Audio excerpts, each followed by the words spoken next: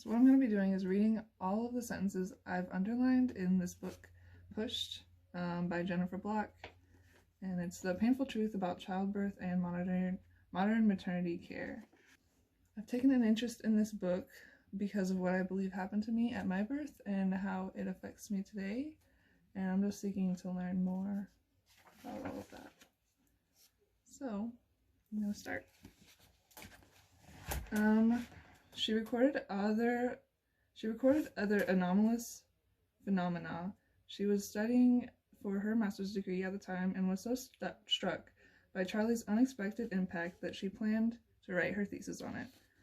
We had no cases of fetal distress during labor and no respiratory distress of neonates following delivery, she wrote in an email shortly after the hurricane. And it was as if the eye of this strange, errant hurricane had settled over Florida Hospital for the next week, buffering it from the normal pushes and pulls of labor management. Charlie provided a window into normal physiological birth.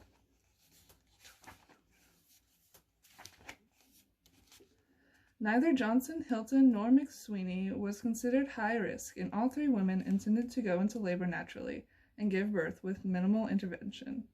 Why did their doctors not allow labor to start or progress on its own?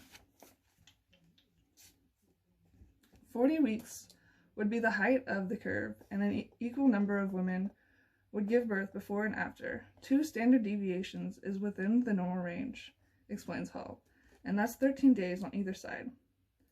Thus, a due date would be expressed more accurately as a due month.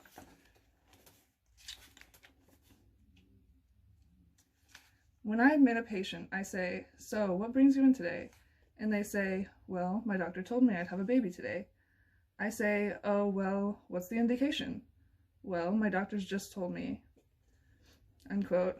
They don't have any knowledge of the risks of induction.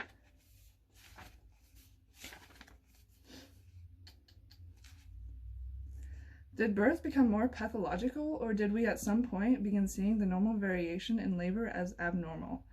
As the sociologist Barbara Katz-Rothman puts it, have our uteri somehow lost the knack this generation, or have our doctors speeded up the clocks on us?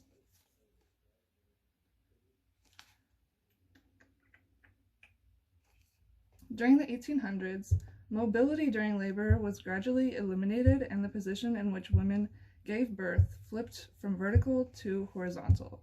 Whereas women had formerly played an active role in childbirth, sitting, standing, squatting, or kneeling to push out an infant under the care of midwives, who were the primary attendants of birth in North America and elsewhere up until the 20th century, doctors typically had women lie down in bed. Modesty required it, authority presumed it, and the interventions and anesthesia that followed kept them there.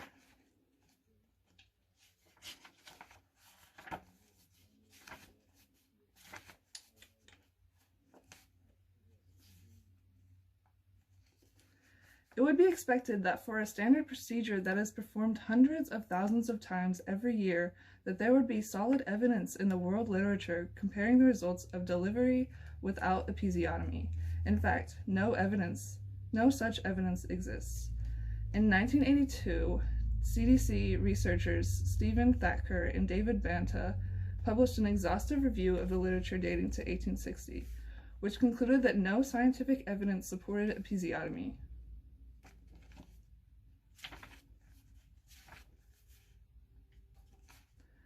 For the natural childbirth movement, the emergence of the monitor was unfortunate timing.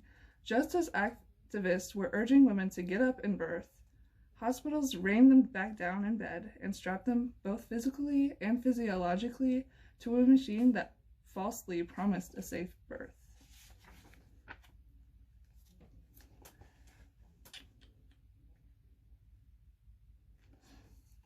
Effective care was the first systematic evaluation of an entire specialty.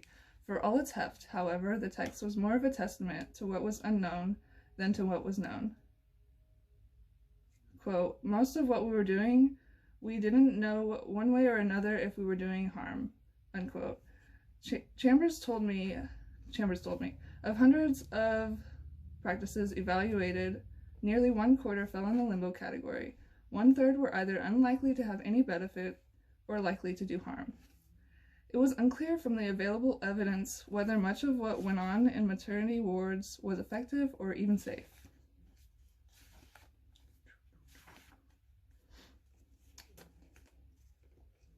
So what happens is you try to get all the births in between 9 and 5, and to do that you have to make sure nobody goes into spontaneous labor, and to make sure of that you have to induce them all early.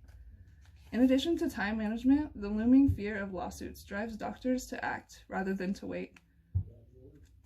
Doctors are practicing more defensively, says Bernstein.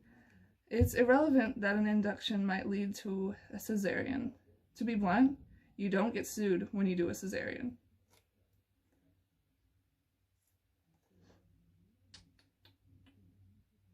If a bad outcome occurs, it has to look like the doctor has done everything they possibly could. In other words, physiological birth doesn't look good in court. Getting the baby out earlier, faster, and with as many medical interventions as possible does. And that's it.